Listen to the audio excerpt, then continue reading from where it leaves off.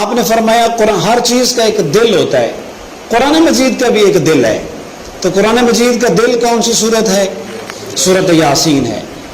اللہ کے نبی نے فرمایا جو سورت یاسین ایک دفعہ پڑھے، ایک دفعہ، اللہ تعالیٰ اس کو 10 قرآن مجید ختم کرنے کا ثواب دیتے ہیں.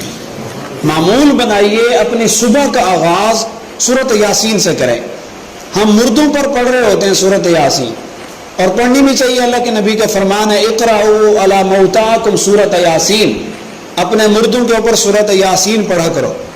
لیکن ہم زندے خود نہیں پڑھتے.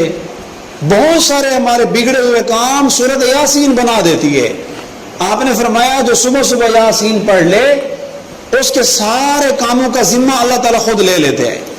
اس کے سارے رکے ہوئے کام سورت یاسین کی برکت سے اللہ اس کے سارے کام بنا دیتے ہیں. پڑھنے کی عادت بنائیں گے نا سب دوست، اپنے گھروں میں بھی، بچوں کو بھی، خواتین کو بھی اس کا عادی بنائیں.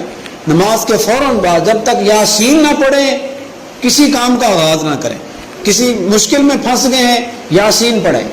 کسی آدمی کے پاس جا رہے ہیں، فتح کے لیے جا رہے ہیں، کوئی چیز لینے کے لیے جا رہے ہیں، مشکل ہے، پتہ نہیں فتح ہوگی یا نہیں، سورت یاسین پڑھ کے جائیں. انشاءاللہ اس کی برکت سے اللہ تعالیٰ مشکل کو آسان فرمائیں گے.